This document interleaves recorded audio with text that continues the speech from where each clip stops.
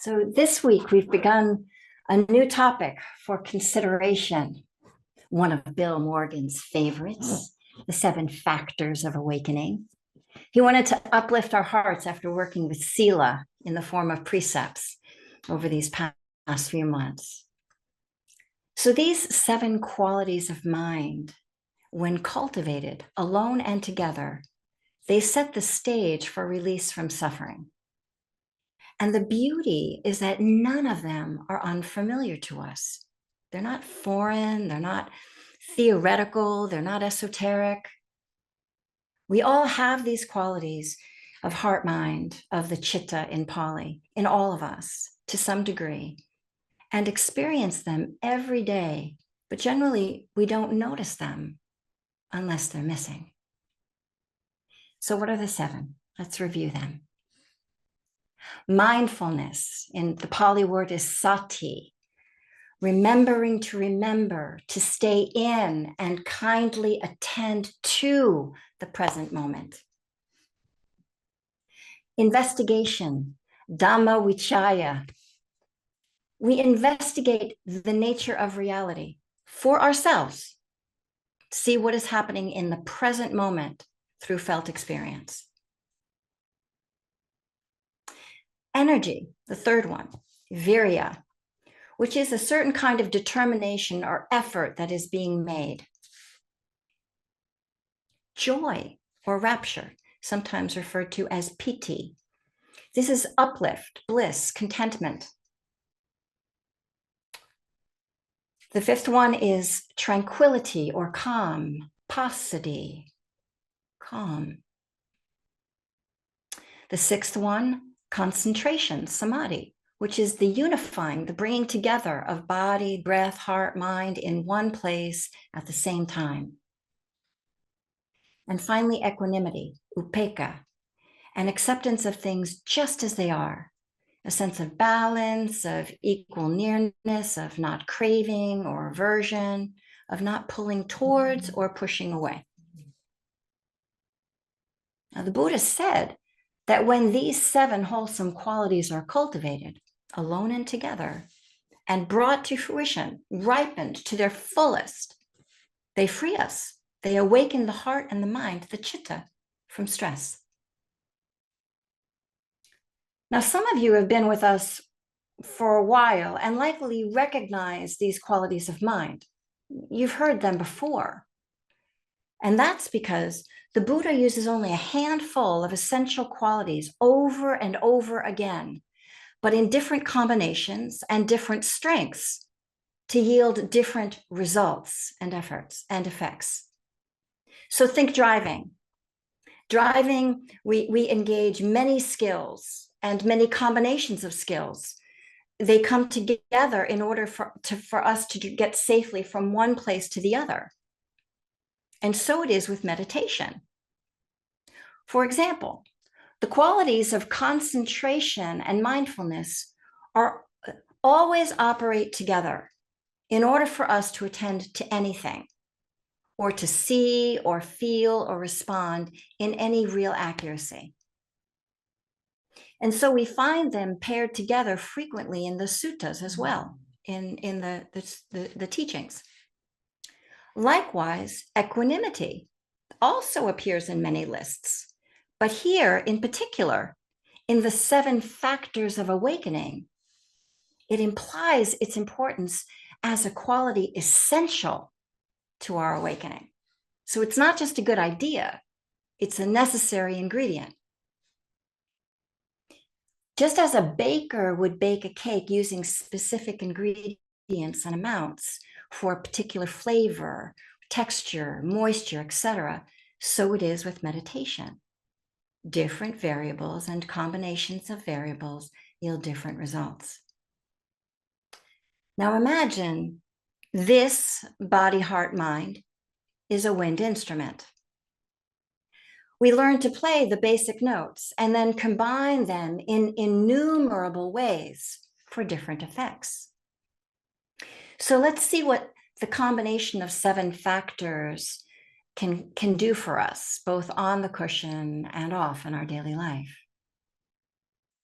The suttas say that these wholesome qualities are inner treasures, worths. Each factor is a jewel that moves us in the direction of less suffering and more ease of well-being. And perhaps it is for this reason that they are also considered protective. They have the ability to protect us, to protect our hearts and our minds from sinking under the weight of our own inner and outer dramas and stress. They can help us understand what is happening and give us multiple ways of working effectively with the stress of the moment.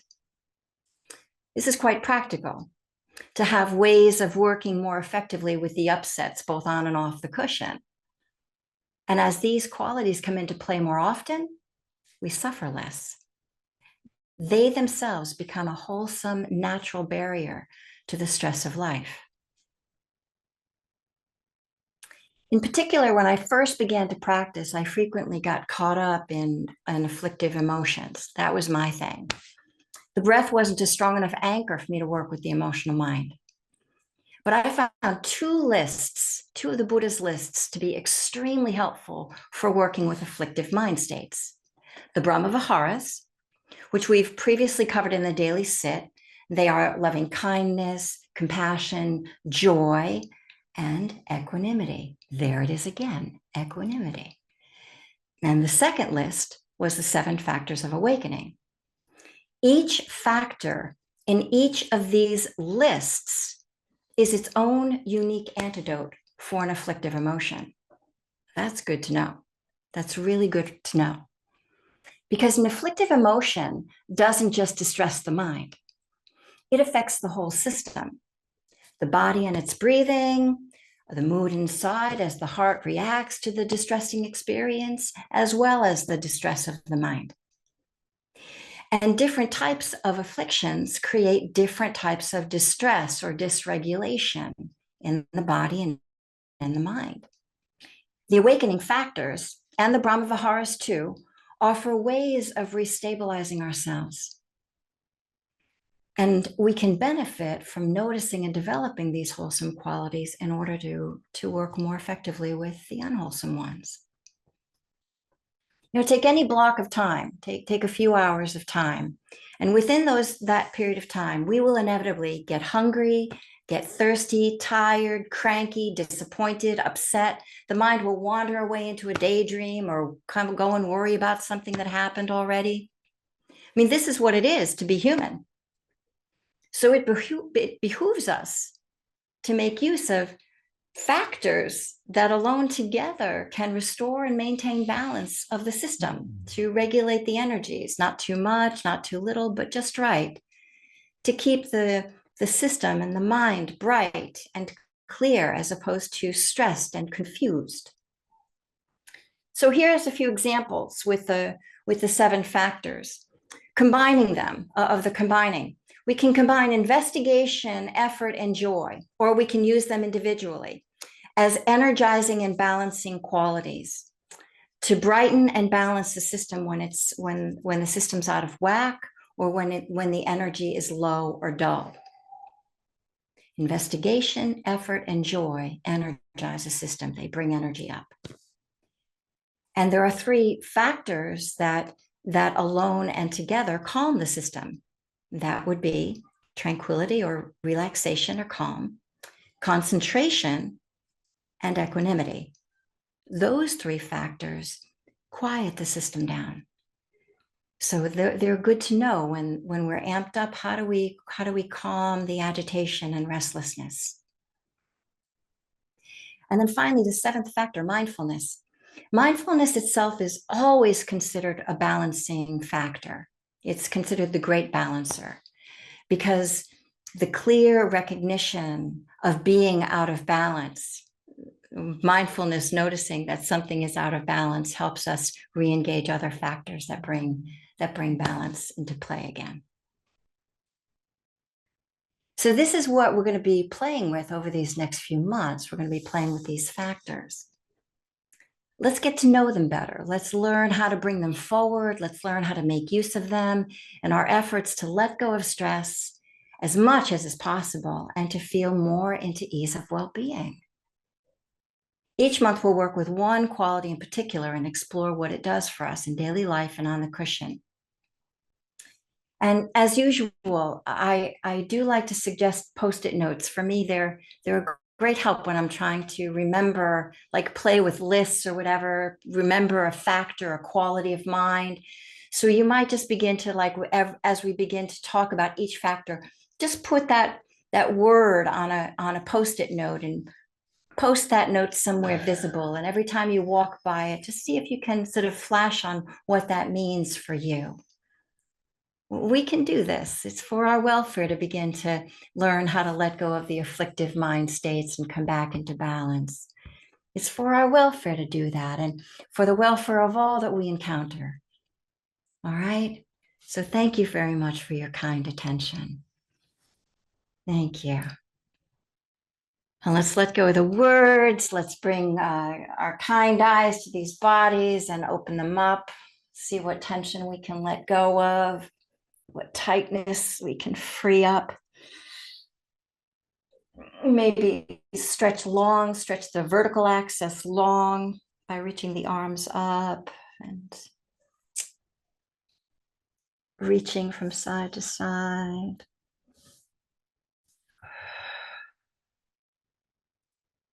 Breath and movement release tension in the body.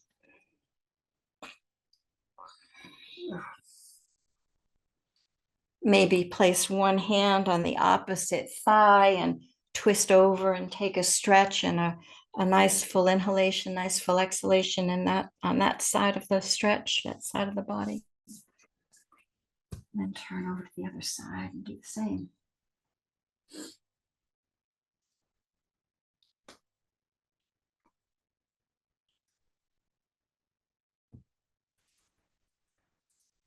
Come back to center and maybe wobble the head around, roll it around, soften the tension of the neck and the head. Maybe close the eyes and maybe rock the upper body around atop the lower body and let it feel into something that feels a little more steady and comfortable, balanced.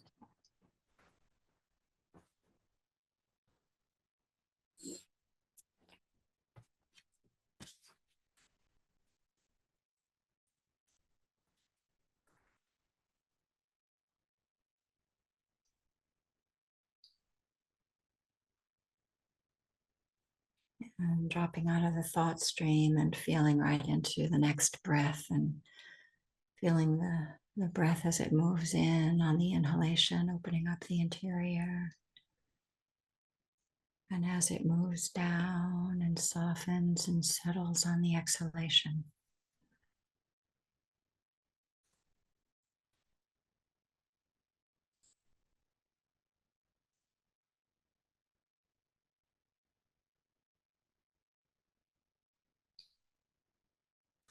Keep inviting attention out of the mind and keeping it in the body and feeling into a quality of warmth inside. Warmth, tenderness, care, kindness.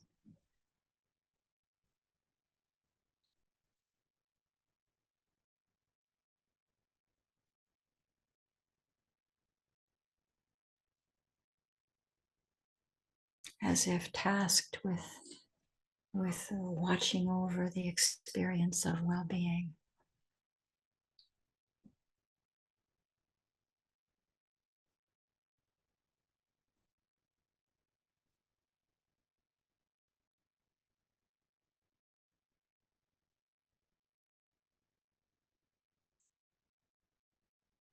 And for the next little while, let's form the intention to do just that. To keep letting go of stress and feeling into ease of well-being.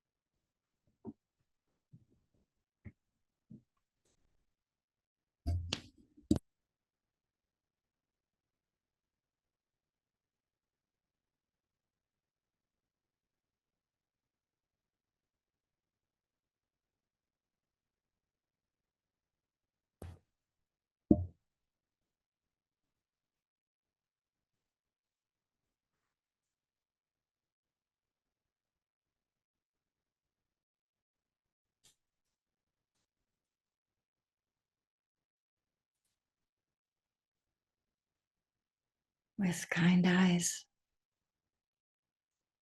letting go of stress, feeling back into ease of well being.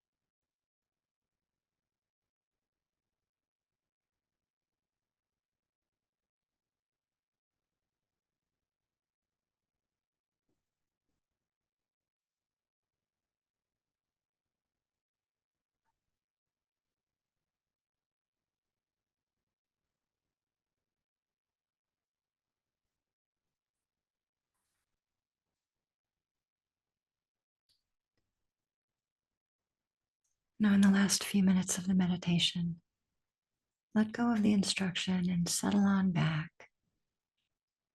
Feel into just a receptive posture.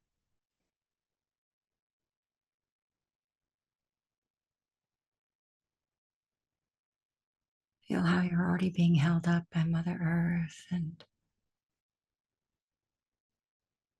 that there's enough room around you to just simply be as you are.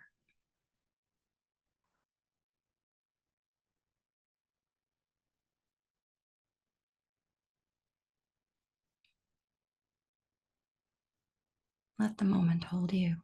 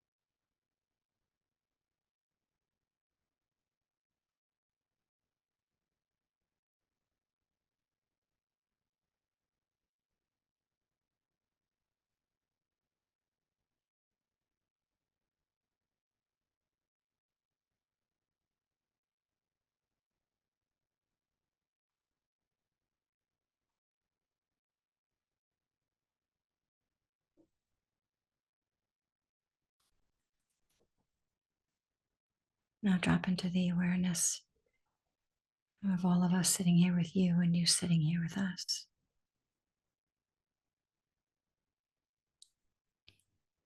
Having created the conditions to let go of stress and feel as comfortable as we can, let's appreciate our alone and together presence.